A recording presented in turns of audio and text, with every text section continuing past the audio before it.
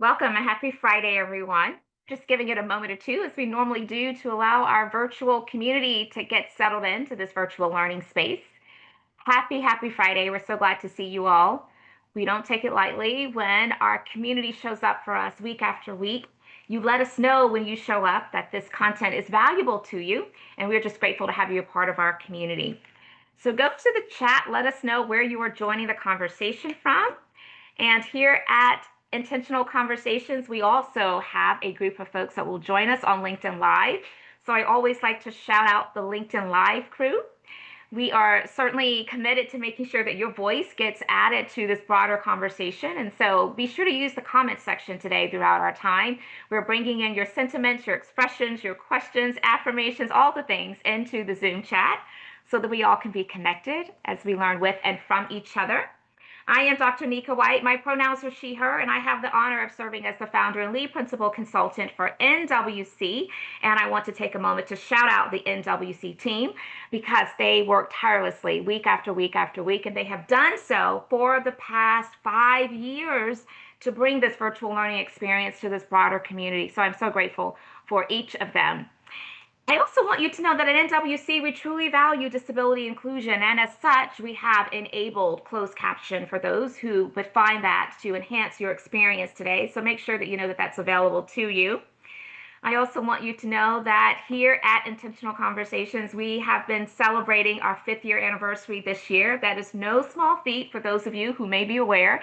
It is a chore week after week to bring this virtual learning experience, but we've been able to do so for 5 years, all because you have let us know that this has been of value to you, and we're grateful for that. So sit back and relax and enjoy today's show, and welcome again.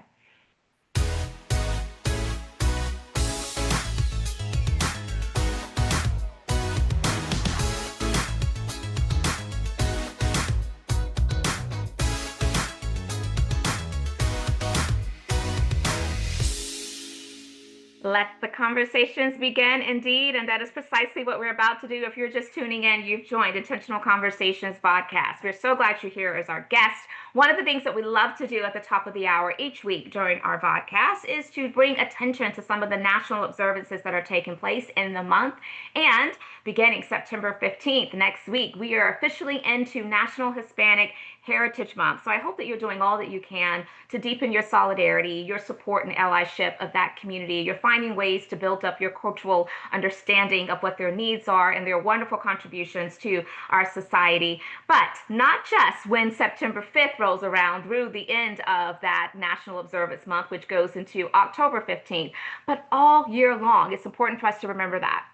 I also want you to know that this is National Suicide Prevention Awareness Month. I speak a lot about mental health, mental strength, and emotional regulation, and that's doing all that we can to make sure that we are operating at our highest level. And so that includes us being very much aware of some of the different signs that may show up in ourselves and in our loved ones and others that we encounter where they may need support. Suicide prevention is something that we all have to talk about. We need to break the stigma because it is real. So I hope that you will join me in communicating this really important message throughout this month and beyond. Now, we have kicked off Boundless. Boundless is an amazing women of color community where we center on well-being, empowerment, and leadership. We have an amazing group of women that have joined this community, and it is evergreen. So if you know of someone who would gain value by being connected to this community where they're receiving group coaching, they're receiving master classes each month, lots of great safety and a space of protection through resources and tools, we have really hit the ground running, and I would love for you all to be a part. And so scan that QR code. It takes you directly to the Boundless landing page where you can get more information. And I'd also love to be in conversation with you one-to-one just to share a bit more so we can explore if Boundless is a home for you. Now, this has been kind of bittersweet to announce this month, but we have been taking the opportunity to share this out with those in our community first and foremost. But what you have known over the past 5 years as Intentional Conversations, we are going to be shifting, reimagining, and changing it. We want to certainly honor our journey together along with you, our community, but not just to put it aside, never to return, but to make way for what's to come. Our final episode of Intentional Conversations podcast, as you know it, is September the 26th, so we will be sunsetting at the end of this month. But what I want you to know is that for the past 5 years, this has been a space of wisdom, a space of perspective and actionable advice that has been shared. I always show up saying that I am learning just like the next person that's showing up, and a lot of learning has occurred. We've had over 240 guests and countless moments of growth, and this community has certainly helped to shape the important dialogue that's taken place. And for that, we will always be forever grateful. As we look ahead, what I want you to know is that while we are sunsetting intentional conversations at the end of September, this is a moment that really marks the close of an incredible chapter, one filled with learning, connections, and impact, but it's not closed to never be reopened. Endings make room for beginnings. And so, with that in mind, we're super excited because we're going to be finding new ways and spaces for us to bring you more conversations, more insights, more inspiration, and just an innovative and refreshed format. So, stay tuned for more regarding that. And again, thank you for being a part of the Intentional Conversations podcast community. Now, I always take a moment to let you know what you have to look forward to in the upcoming weeks. And next week, we're going to be welcoming my friend Jen Tardy. She is a return to Intentional Conversations. She has a new book out. So we're going to be talking about her book. It's called The Equity Edge, and a lot of other great things that she has going on. So I hope that you will join me on September 19th. And then rounding out the month of September, we have Dr. Julia Stam that's going to be our guest co-host. And she and I are aligned on really being advocates of responsible, ethical AI. And so we're going to delve into that conversation, and I hope that you will be here with us for that. Now, it gives me great pleasure because I'm at the point in time where I get the opportunity to formally introduce today's guest co-host for our Intentional Conversations podcast audience. And you know, if you've been rocking with me, that the way that I like to do this is I always find it very important to read the individual's bio, because I want you to know the credentials, the accolades, the experiences, the intersecting identities in which our guest co-hosts show up to the conversation, making them worthwhile of us putting in front of you, our beloved and valued community. So today is special because this is not only a colleague in the space, but also a friend and a sister. Shayla N. Atkins is a former Fortune 500 executive and the global leader in leadership development, workplace culture transformation, and organizational effectiveness. With over 2 decades of private sector experience and a proven track record of driving measurable outcomes, Shayla has redefined how organizations achieve growth, innovation, and transformation. As the CEO and founder of the Atkins Impact consulting firm, Shayla leads a dynamic team dedicated to cultivating inclusive and effective cultures, developing and retaining future-ready leaders, and building resilient organizations. A Lean Six Sigma Black Belt and PROSI certified change leader, Shayla combines data-driven solutions with a pragmatic, human-centered approach to addressing complex organizational challenges. As a sought-after keynote speaker and the best-selling author of Black Women Lead with Spice, Shayla inspires leaders to embrace authenticity as the ultimate leadership currency. In 2022, she was honored with the Presidential Lifetime Achievement Award by President Joseph R. Biden, recognizing her extraordinary contributions of over 4,000 hours of community service. Shayla is not just a leader, she is a catalyst for change, redefining leadership and setting new standards for excellence in the modern workplace. And so if you've been with us, you know what I'm going to ask you to do right now. I want you to find those accolades, those words of affirmation, those words of welcome, find those reactions, all the things. And as I stop sharing my screen, I'm going to ask our guest co-host, my friend Shayla, my sister, to the spotlight. And I'm going to allow her to greet you all in her own way, maybe sharing a bit more about herself that I did not touch on. But Shayla, before I release you to do that, we have a tradition here.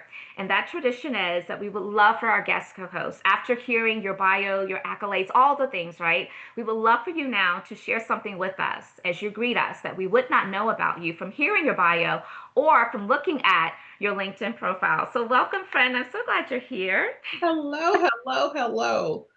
First and foremost, thank you. And as I'm going to continue to give you your flowers, thank you for having this platform and using it wisely and being so consistent with it. And congratulations on your 5 years. So I want to give that to you first, and you receive your flowers. So take those in. So hello to this amazing community. Hearing the bio, it kind of takes you back. It's a shock. You're like, oh wait, I did. I'm like, wait, I did that. But I will tell you what you probably won't know about me is that I am a native of St. Louis, Missouri. I am married to my high school sweetheart, and that I have 8-year-old twin girls. And I will say that the professional accolades means a lot, but I would say my most proudest achievement was becoming an authentic leader. And we'll talk about that later. But really in a country, in a world, in a society that is pushing conformity and sameness, it is the hardest thing you can do is to wake up and choose yourself and to choose to be authentic and aligned to you. So, but Yeah. I love to laugh. I love to have a good time. I am one of those CEOs. I don't take myself too serious now when it's time to get down to work, but otherwise, like to have a good time. Let's laugh and have good conversation. I love that. Work hard, play hard, and do it all. Absolutely. To do it authentically. Well, fantastic. So, just for the benefit of this community, as I was sharing when I was reading Shayla's bio, not only are we like colleagues in this space of leadership and organizational development and effectiveness and inclusivity and equity, but we are also both members of the Bow Collective, and that is I won't say that's the first time that we actually encountered each other because we had exchange. We were certainly following each other on social media, but that was really when the relationship started to really flourish and be Mhm. nurtured because we had audience with each other. We had gone through this similar experience and a part of the same class. And for those of you who are familiar with the Bow Collective, it is a group of Black women who are founders and business owners and entrepreneurs, and they are just collectively making a significant impact in terms of economic mobility. And so, anyway, I have enjoyed being on that journey with you, Shayla. And I bring that to today's conversation because I remember kind of early on when you and I were connecting, we both just had this epiphany of the importance of really leaning into what we saw society was seeking at that Mhm. time. And that was leaders who are future proof, future ready, right? And I remember we shared that conversation. And you have really defined a lot of your work today with making that kind of the centerpiece of how in which you show up to supporting organizations. So I would love for you just to talk about how do you define future ready leadership and why is it so important in this rapidly evolving society that we're living in right now?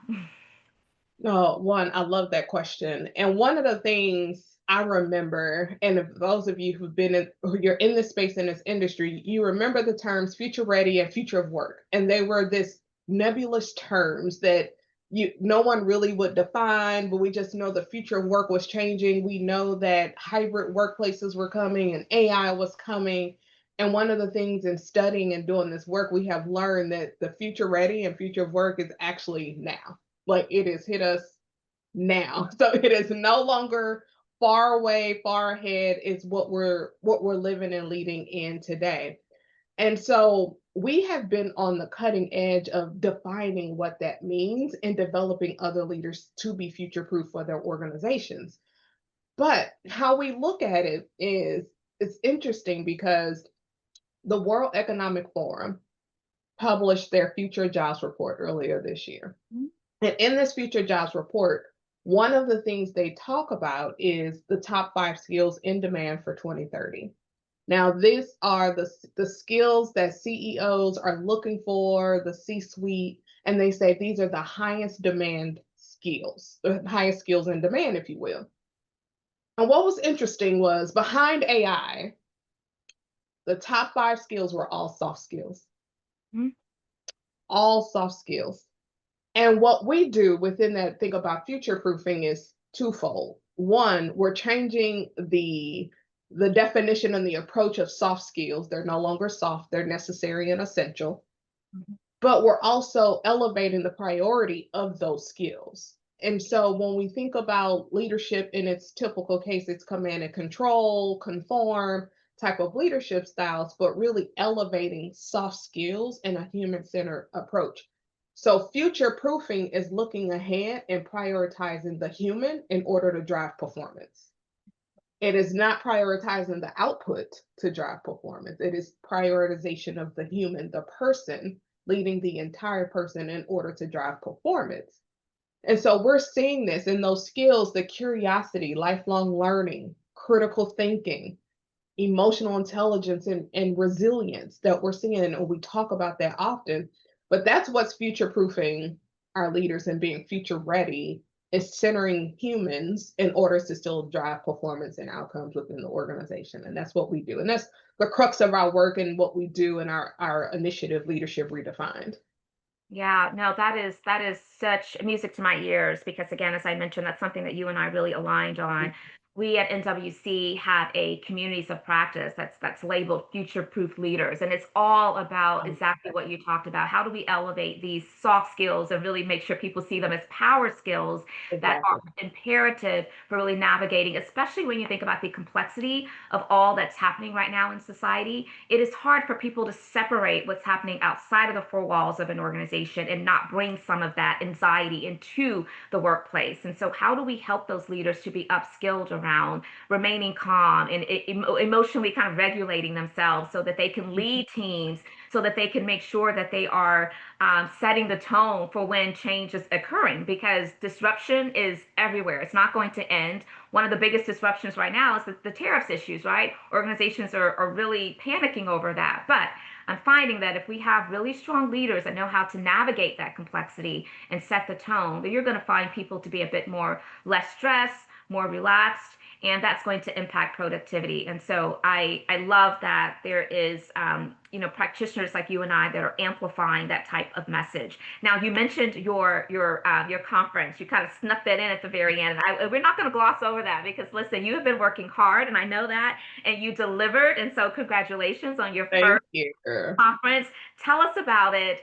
Tell us what was really the premise of it. I know that it was very much birthed out of what you just talked about, but Mhm. what can people look forward to? Because you've already set the date for the next one. So tell us about your conference. I see how you snuck that in there too. It's like like you slide that date in there. So one, creating a conference, and I'll be one thing to know about me, and I'll set this. I'm a very transparent and open person. There were those moments of, quote unquote imposter syndrome that snuck in. And when you're creating a leadership conference, and especially if you've grown up in the corporate space, conferences are normally put on by the big names, right? These billion-dollar organizations. And so to say, there was this moment where I was like, little old me is going to put on this leadership conference in You the did it. corporate space. And I was like, but no, yeah, you're right. Actually, I am going to do that. And with an amazing team, might I add, right? So this was definitely not a single effort. But we had our inaugural Leadership Redefined conference, and Nika, when I say transformative is not even a word, it really touched women's soul. Mm, And when you see real time transformation happening in the room, and just confidence and courage and leadership, and then the connection and community happening real time, it's a reminder of what your why and the yeah. purpose and why you're doing this work. And so it's designed with the realities of women in mind. It's open to all. But we have set the date for next year, and it is September 15th and 16th in Houston, Texas.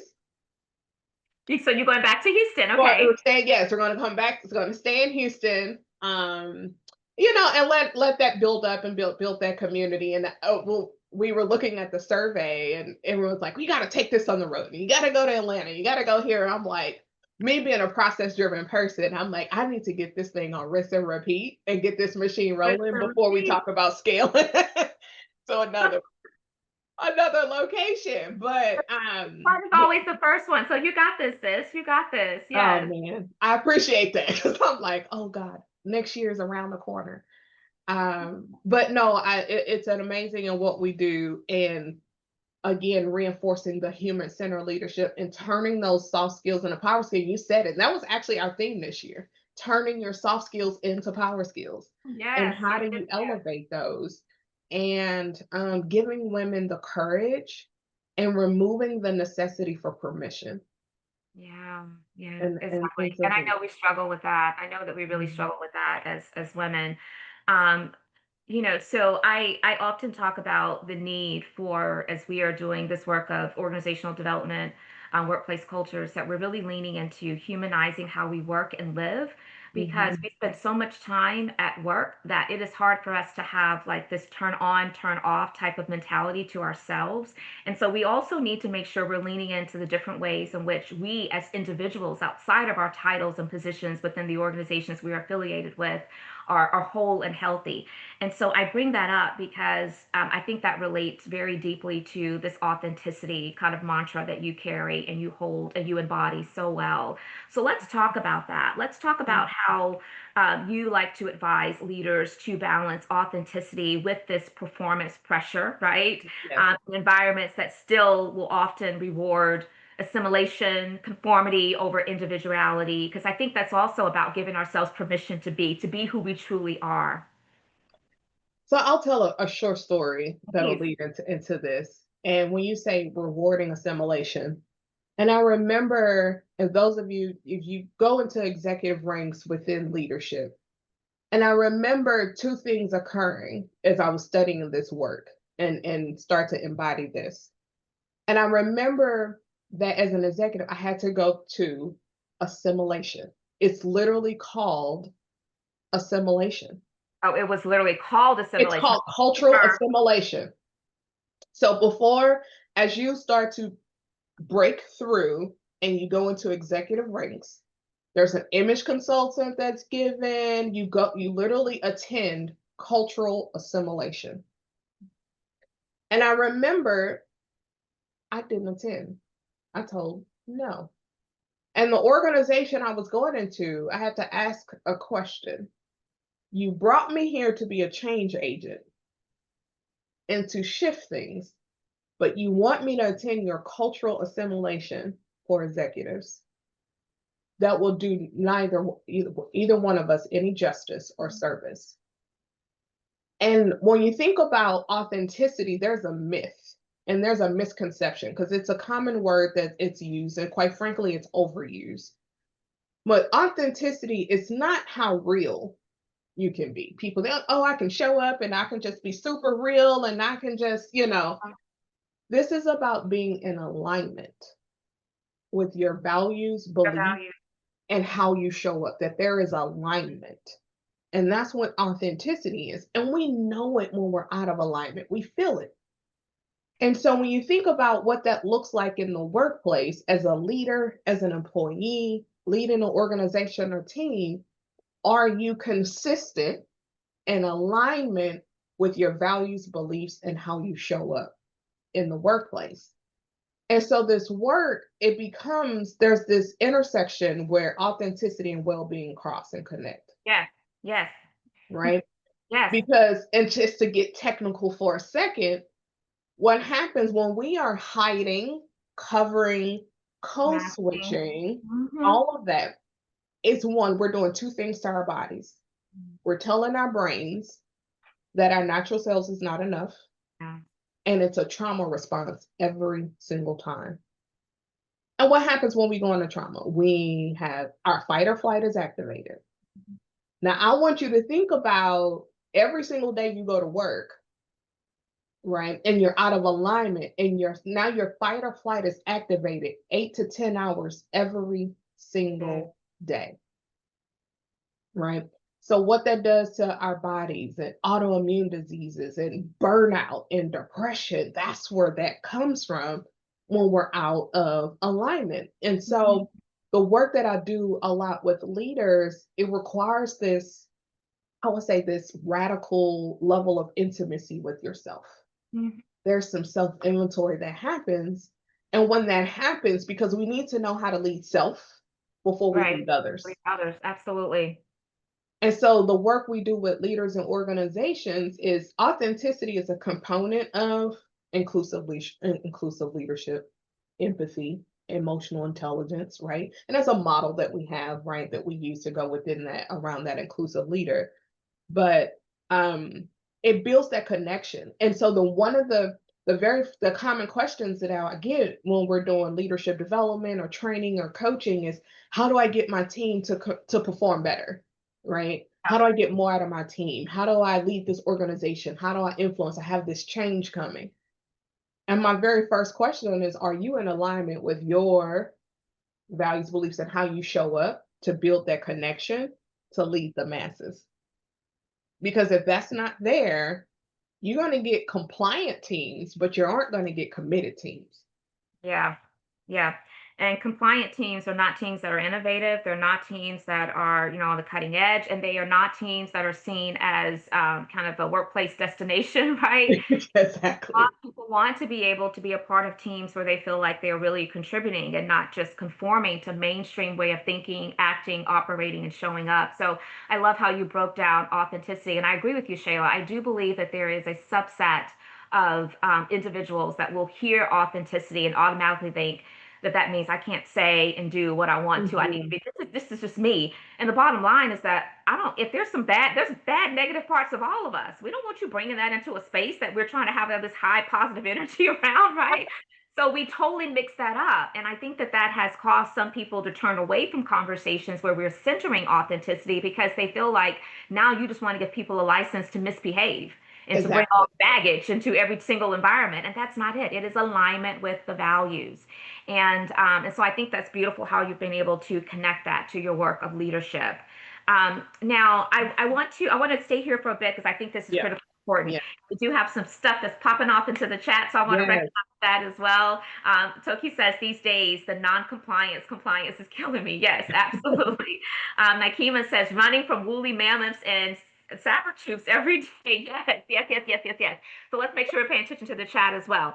But let's get really practical now because Yeah. I want people. I'm always interested in any type of learning experience for people to walk away not just with knowledge being transferred and kind of some Mhm. inspiring moments of motivation, but I also want people to have the practicality of the how-tos. So I want to Mhm. get a bit granular for a second. What are some strategies that you have found to be most effective in helping leaders and teams to build resilience? Because we're going back to this kind of future-proof leadership during times of uncertainty or significant transformation. And we know there's a lot of transformation happening across many organizations, especially as it relates to needing to have, rifts in place because of all of the economic downturn implications. But how do you help? What are some of those strategies that you like to advise?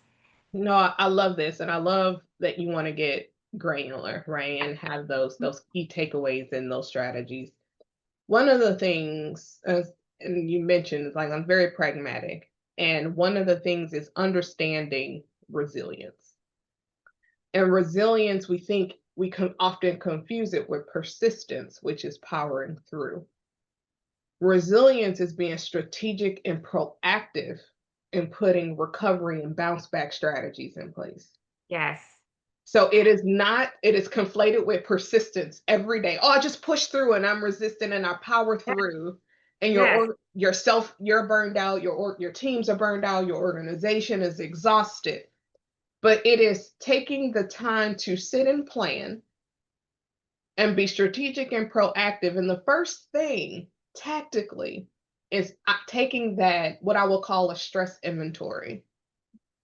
And those stress inventory are those peak periods where, as an individual or even for your team, so say you have a role that is cyclical in nature and you know that you have Q4. I know for us, like in HR, Q4 and Q1 were high stress periods and we know that Yeah. it's coming, right? So instead of just allowing that to happen and shock us every single Right. year, right? Let's Yes. sit and plan for it. And let's be proactive in putting protocols and recovery in place before, during, and after. Absolutely. And you can do this on an individual level, you can do this at a team level, and at an organization level. And I often use this metaphor like with a weightlifter who works out. So, someone who works out, and if you lift weights, before you do that, they take the pre workout drink. So Yeah. they've already started muscle recovery Yes. before it has started, right? So we know we're going to go into muscle Yep. fatigue. We know we're going to work out, but before we do that, we're going to take the pre-workout drink, Yep. right? Prepare ourselves. Yep. You got to prepare yourself. So as you're going through the workout in this high stress period, you have planned breaks. You're going to Mhm. take those breaks during it.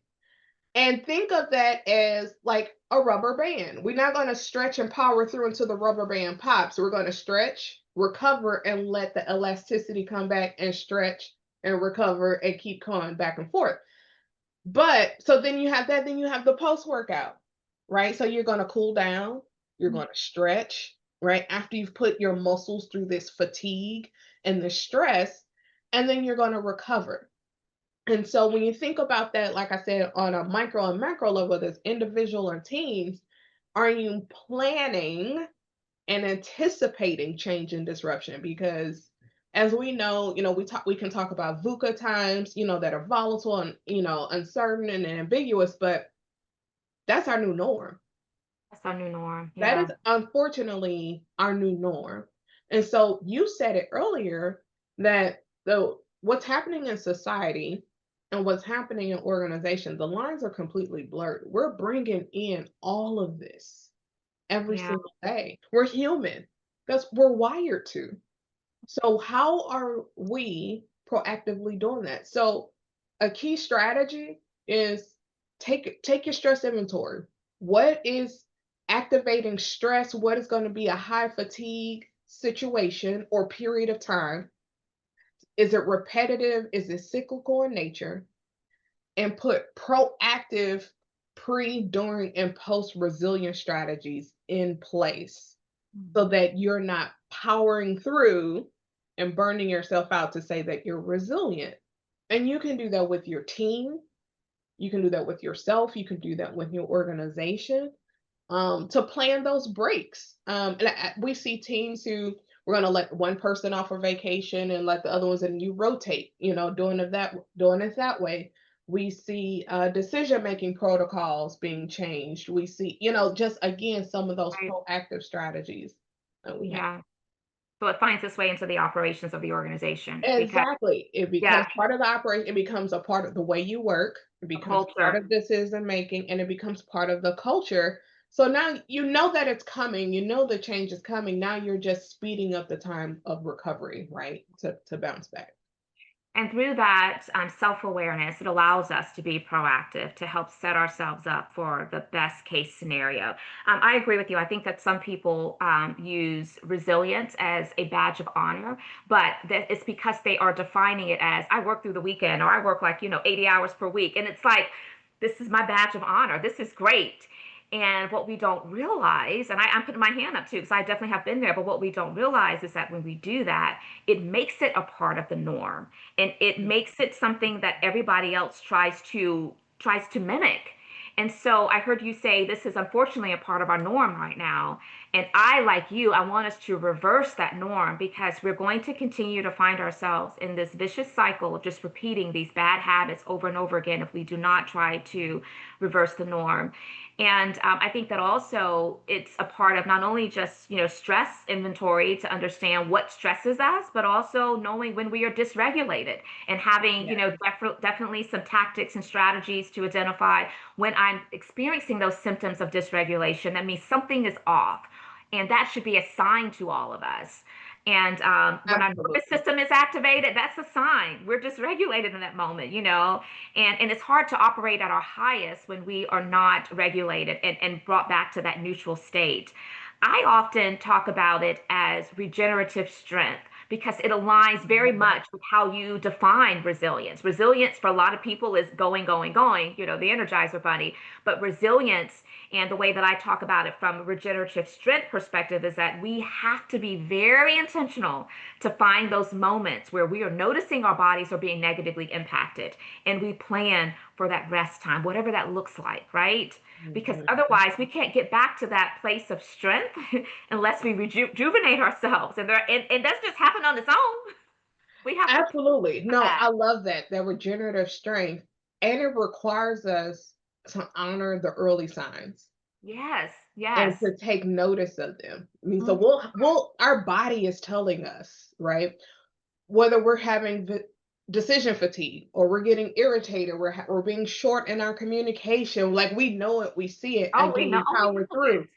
So instead of allowing us to, again, like that rubber band stretch all the way out to Love the that top, analogy. put the regenerative strength, put the resilience strategy in place early and recover faster so that again, as those stress periods continue to come, that's the resilience, right? And that's Yes. not the powering through. I have, Wow. listen, I have hung up that superwoman cape We all long time need ago. to. Yes, we all need to. We all need to. And I love the analogies that you bring to help, kind of amplify this point of the rubber band as well as even working out. And when we think about the science behind just both of those analogies, there's so much correlation to the science and the biology of our persons because again, we believe in our heads that if we keep just powering through, that's going to be best for us. But Mhm. science clearly tells us our bodies can't sustain that. We're going to burn out and then we're going to find that we're not going to be able to do anything, right? Any And so I am always so intrigued by why, when we have the tall tale signs, we still will continue to put ourselves through that. I mean, I don't know, Shayla, do you have any? Because I'm baffled by that. I'm like, and even when I think about myself, and I'm growing Mhm. to because of all the studying that I'm doing, immersing myself as becoming an emotion regulated leader, I'm seeing some differences. But it baffles me when I sit and I think that the signs are very clear. So why? Why do we continue Right. to do this? Do you have an answer of why? You know, I Theory of think why. yeah, it would definitely be a theory. When I think about this and I talk to my team about this of resting and then we have some intimate conversations of where this comes from. And it always when we think about our upbringing, the various different cultures that are represented in this community, and we think about our goals, and we can definitely be ambitious and high achieving, Yeah, right? yeah, Absolutely. So both can exist and can yes. coexist together. It's not an or, it's an and. And when we think about, for me, my upbringing and culture, work ethic was instilled, but also I was taught to be strong, Mhm. but strong now as I know this in a toxic sense. And my Yeah, strong was, not being in touch with my feelings. So how many of us when we're crying, even as a young one, stop crying. It's okay. We're told stop crying. Allow your body to cry and release that, yeah, right? And experience that emotion. So we think about over time, um, our culture, our upbringing, and yeah, it's not to say that our parents or anything did anything wrong. That was just the time in which we, were raised. absolutely. And And that let's was face that it. was me. That was Yeah. mine. It was like go, go, go. For me, I come from very humble beginnings, very humble beginnings. So this pressure and this weight that I would put on myself to prove others wrong, to make Hmm. it out, to do different. And we hear terms like breaking generational curses and Hmm. the pressure and the weight Yeah, that comes with that. real. And it is very real. And if you've come from humble beginnings to where finances were not financing and where they weren't there, you work and you're like, I'm never going to be broke again. I'm never going to do so there's a lot of Yeah. nuances and things that comes with that. Um, but I believe in being strategic Mhm. and being intentional and then resilient, again, recovering, right? And Yeah, and, and yeah. doing that. So I think I, behind all of it is this sense of fear it is that fear. if I don't keep doing this, then there's going to be some implications that are negatively It is reflect on fear. me and not wanting that. And let's face it, we talked about, the upbringing, yes, but it also is very much steeply rooted within systems. We, especially, Absolutely. Black women, we're often told that we have to be superhuman even to be, fraction considered qualified as our peers, You heard it. You have to work twice as hard to get yes. half, Yeah. right? And that causes us to not only not give ourselves permission to lean into resilience the way that you and I define it, but it also causes us to not even ask for support. So we have to always put on that strong, kind of, mannerism to where people think, well, we got it. Oh, well, she's good. She's got it. She doesn't Yeah. need that. The ease life, shit, that's not even for her. Meanwhile, we're like screaming inside, I want the ease life. I need help. I need support. I'm drowning, right? I'm burnt out. So that is real talk. And Okay. you know what's interesting, and I'm sorry to say, within this, Oh, why do you think it is difficult to even ask for support? What does that look like? Like, we Yeah. know we need help. We know we need support in the moment, but to truly ask for it. It makes us vulnerable, and it amplifies the vulnerable nature that we're in. And when we are experiencing that vulnerability, we see it as weakness. And to your point about all of these soft skills, I think being able to show forth that level of vulnerability, that is a power skill that I think endears our teammates, our family members to us, because that's when they're going to want to lean into that level of compassion and support and ask, what does support look like for you right now? And you can be free in sharing what that is, knowing that support's going to be on the other end of that. And Yeah, so I really think that we've been conditioned to socialize vulnerability as weakness, and that's another thing that we need to reverse, because that's not true at all. It also makes us relatable because it makes us human, because we all find ourselves at vulnerable spaces and places at different times. And so okay, well, we are getting to the point to where I want to open it up for our community to address any questions, comments. If there's some curiosities that are bubbling up for you and you want to get into the conversation, I want to invite you to do so. If you're part of our Zoom community, you can use the raise hand feature that lets me know that you are willing to be invited. If your camera is on, I will also add you to the spotlight. But if you just want to share your questions and your comments into the chat, it's been pretty fire today. So thank you all for engaging in that way. Continue to do so. We're watching it closely. And we have not forgotten about those of you who are joining us by LinkedIn Live. If you have questions and comments, go to the comment section. My team is watching that carefully, and we will bring it to this discussion as time permits. I'll give you a moment or two to kind of percolate on that while I go to the next question. I want to talk about your book, your best-selling book, Black Women Lead with Spice. So we know that it has inspired many leaders, and I want you just to unpack, what does SPICE mean? What does it stand for? And if you don't want to give all to us, that's totally fine, because we're going to place your book into the chat as well, so that we all can get our own copy and read all the good stuff. But what about SPICE do you want us to know, Shayla? yeah, that book was my baby. So that book combined my lived experience and story with science, research, models. I love frameworks and Mhm, models to help guide us. But Black Women Lead with Spice had, I would say, key takeaways, and I'll unpack what spice means. mhm, When we think about career advancement, leadership advancement, or entrepreneurship journey, you said it, there's societal like conditioning, and we think it's by performing, like working harder, right? And it birthed from, and I want to give credit to where spice comes from. And it started with the pie success model created by Harvey Coleman.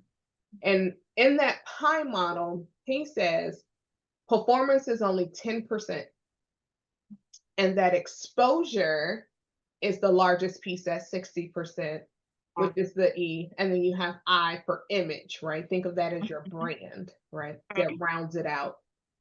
But what I found in my studies is that if you're part of an underrepresented, disadvantaged woman, any type of community, that's still not enough. yeah. And there was something that was missing. And after my own journey, I did interviews with countless women. There was something that was missing. There was two key components, and this is how we came up with Spice. Mhm, So the S is savvy. This is your business savvy. mhm. We as Black women, we're the most educated beings, Yeah, and just women in general, but we're the most educated beings on this planet. That is a yeah, fact, fact. right? Well, what I noticed is how we sometimes we're not able to translate our brilliance and education into business outcomes. So when you Hmm. think about it in your career, so how do I translate and articulate, right, and understand the business and the value that I bring? So that business Right, acumen and building that muscle. Because again, be brilliant, own your function, know that, be an expert within your function, but how does that impact the business, right? So, right. and the premise of this is ascending within the leadership ranks. Your P is performance. So that is your strategic performance. It's only meant to hold 10%. And so when we think about, are we pouring 150% into a bucket that's only meant to hold 10? So like Cause in your we role, evaluate our priorities. exactly. And how you perform, are you performing smart and strategic? Yes. Your I is your image, but that's your authentic brand that you have, not Mm, just to be known as the worker and the busy bee. Your C is now communication. And oftentimes, when working with women and we get frustrated, how did this person get the promotion and I'm more qualified again? Not to say that the system is not flawed, because it is, but are we clearly and effectively and concisely communicating the value and the outcomes we deliver? Right. And are we communicating to influence? And then E is exposure. Are we trying to climb that ladder alone in isolation, or exposing ourselves and building a network in who we are? So SPICE is a framework. It's proprietary, it is trademarked, all the things, but it just provides a roadmap and a guide to ascension that is aligned and authentic, and it's strategic in nature. So that was I my love first that. book, baby. That is your first. So you said first book. So do you have another book that's out too? I Hey, do. And it's let's part of the series. So the okay. Okay. second book is Women Redefining Leadership with Spice. Okay. Okay. Yes. So there's 13 phenomenal Wow. executive women who Hmm. co-authored this book with me. And they each wrote a chapter on the component of spice that they use as the game-changing Wow. component to their career. Which part of spice did they lean into to get Love to it. the C-suite, to get to, the senior leadership? So it's 13 women who are redefining leadership with spice. So that is the second book in the series. Yes. I love it. Okay, so we have both books that have been placed into the chat. I hope that you will definitely take advantage of getting those tools and letting it bless your life with some Yeah. authenticity and leadership currency that we all can use. Yeah. Okay, so it's a series. What is next in this series? Oh man. Next, CEOs leading with Oh, okay. spice. Yeah. Yes. So I'm gonna age myself. If you all remember Chicken Noodle Soup for the Soul Oh, of course. and those books, and like there was like Yes, mom chicken noodle soup and yes. the kids and the teenage girls, and That's they what you kept see that. this becoming. I love it. Yes. We'll Yeah, yeah. make So it very that's practical the and tailored to different audiences. I love that. exactly. Yes. Exactly. Fantastic. Okay, so is the third one already in the works right now? Okay. Well, we're going to speak it because, yes, you've heard it first here. It's coming. So now It is this is coming. really, we're going to hold Shayla Atkins, okay, and all of her supporters uh, accountable to giving us book number 3 focused on the CEOs, because let me tell you, who a lot of CEOs need it right now. They need it. They need it. Okay. So I'm looking to make sure I'm not missing and overlooking any kind of hands up or any questions right now. And I don't see any, but the opportunity still presents itself. I'm going to go to the next question. Okay, so I want to talk about now some of the things that shows up in the way in which you like for organizational leaders to really put first and foremost a human-centered approach. And so, in your experience, what role do data and metrics play alongside the human-centered approach in sustaining cultural transformation? Yeah. So one, love it. I'm a data nerd. So love metrics and data. And so when you think about the data that comes into place, the data should drive and inform the strategies, right? And Absolutely. even our leadership. And oftentimes that piece is missing. And let me say this, even if it's missing, we think about even the maturation of the data that we're looking at, and not just indicators, but what is it truly telling us, and analyzing it and using data to shape our strategies, to shape our leadership. And also, that's the numbers, but we get data from our teams anecdotally every day. We get qualitative data. How are your teams responding to you and receiving as you're giving feedback and leading them, taking that as data on a daily basis, and how you need to lead each individual person, right, as the human that they are. But also, so there's two components, right? There's the quantitative numbers and the qualitative. And when you blend those two, that's what gives you the human-centered approach, right? That you're able to take in numbers, take in interactions, take in conversations and lived experiences, and then form a strategic path forward. Um, Again, leading the person to drive the performance, right? And we see organizations, I'm sure you and I have seen it, to where we're looking at performance data only. Yeah, Right? We're exactly. only looking at that and letting that be the driver, and not marrying that with the qualitative data and the conversations and lived experiences and interactions that we have, and allowing both of those to inform. Yeah. The data is not complete without both the qualitative and the quantitative. And in fact, if I had to pick one over the other, I would always, really bet on the qualitative data more so than the quantitative. I always say that. And there's so many organizations that skip the step of getting the qualitative data. That's where the story unfolds. And especially when you think about aggregating it and looking at it across different subsets of individuals, right? Mhm, We mhm. see that that's where usually a lot of new data is unearthed because it's like the experiences of this population is not the same as the experience of this other population. And then Exactly. we need to start drilling down and asking why. What I love that you brought to your response to this question is that it places a lot of emphasis on there is no longer this one size kind of leadership management, people management approach. We really do have to become much more akin to doing the hard work of learning our Mhm. people so well at the individual level that we are kind of customizing how in which we're helping to nurture those individual peers on their performance journey, right? Because Absolutely. everyone is motivated by different things. Everyone likes to be communicated with differently. Everyone has a different approach to how in which they learn. And I think that we've gotten into this rut of I want to do a one size fit all approach and let it work across the board. And that does not work. Absolutely. And it scares leaders, Shayla, because it looks like, oh gosh, so now I have to do like, 10 times the work. Well, yes, that really is the answer, And that's your role. And that's your role. That is That's your role your role. as Do a you want to be successful? leader. Yes.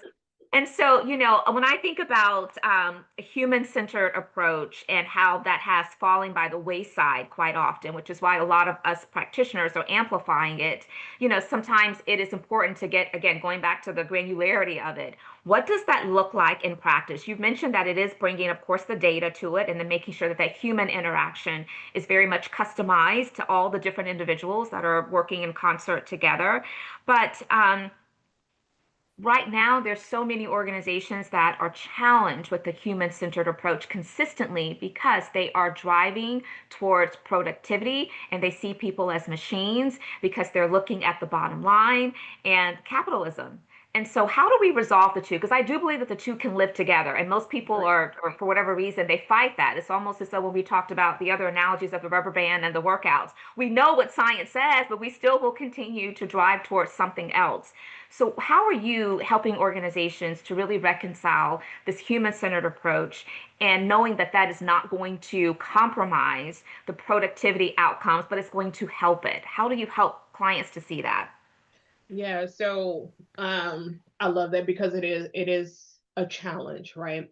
And one of the very first things is it's a level setting on perspective, and that we understand long-term sustainability over short-term gains.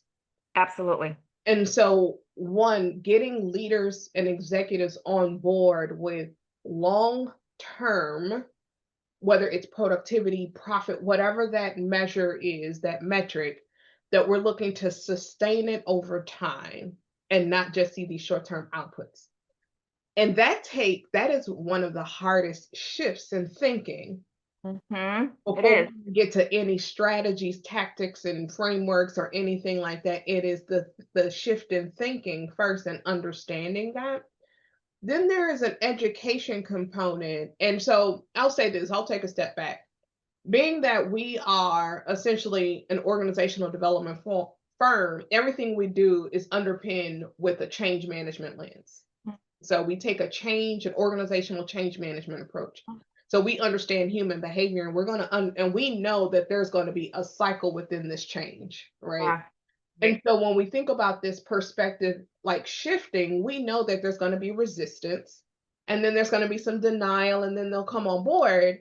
But it's the shift in thinking first before we go into understanding human centered approach, and quite honestly, the ROI of it, because we know Mhm. that that matters, right? Like, okay, what is the Mhm. ROI and what we see? And so understanding, putting numbers to that, to your turnover, to your engagement and your reduction. And here's what it could look like. So there's some future state, some visionary and visualizing that Mhm. comes within that, and I'm sure you've dealt with some, some things that are similar within that.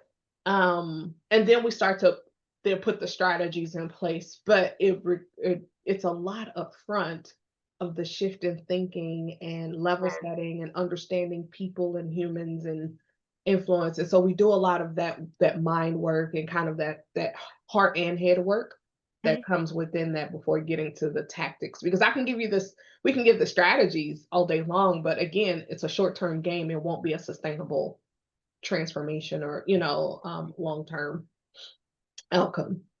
Absolutely. Keyword here is sustainable. And I find that not only do you need to do all of the change management work to get people aligned and get the mindsets kind of in a place where they can start to engage meaningfully, but it's something that you have to revisit every so often because we know that as time lapse, we go back into our habits and we'll forget what we kind of all committed to. And so I think that's another place where organizations fell short is that Agreed. they will put it out there, they'll get a good cadence, never to revisit, kind of the foundation of what got them there in the first place. And so I think that's critical as well. Agreed. I love a good back to basics strategy like that. It is Exactly. amazing. Yes. Yes.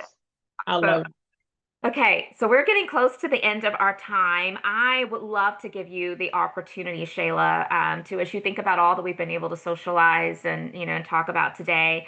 What are some other things that you're feeling a lot of passion and energy for that we have not been able to touch on that you really want to deposit into this community? Well, one, again, thank you, gratitude. It has been a very robust conversation and where we've hit on a number of topics. And what I want to share and what I'm feeling passionate about, we did touch on it, is resilience. Mhm. Very passionate and very cognizant of just the state and the landscape and the climate that we're in today and understanding. And there's a lot of, we're holding a lot of space for leaders, individuals, organizations for that. But I want to leave with a quote that is going to round us out on our conversation, even around authenticity. And this quote comes from a woman I love, Carolyn Wenger, who's the former CEO of Essence. And I want to share this as if you're looking for permission, validation, confirmation. This quote says, if you cannot be who you are, where you are, change where you are, not who you are. It's And one of my favorites. it's one of my favorites. Mhm. And if anyone, because there's a lot of pivoting that's happening right now for people when we think Absolutely. about the number of Black women who've exited the workforce involuntarily, when we think about the number of women, there's another stat of the number of jobs added for men while women are exiting Yes. at the same rate, 365,000 added. Mhm. If you cannot be who you are, where you are, change where you are, not who you are. And understanding that, again, holding space for livelihood and, and understanding that, but give yourself the permission to be bold and to pivot and to make that shift strategically, of course, and responsibly. Um, but hopefully that you have that level of intimacy with yourself in order to do that. That's what I want to leave. So beautiful. So, so, so, so beautiful. Thank you so much, Shayla, for sharing your insight, your wisdom, your passion, your energy with our community. We're very grateful. I want to encourage this community again to connect with Shayla. We have her LinkedIn information. We also have the links to both of her books, and we're going to speak that third book into existence. This has been such a tremendous conversation. I hope that you all will join us back next week for another Intentional Conversations episode where we are going to be co-hosting with Jen Tardy, and Equity Edge is her book that is out. So I hope that you will be here with us. I want to just leave you with all wishes of a regenerative, strong weekend that sets you up for success for next week. So thank you all for being here. Look forward to seeing you again next week. Take And good thank care, you. everyone.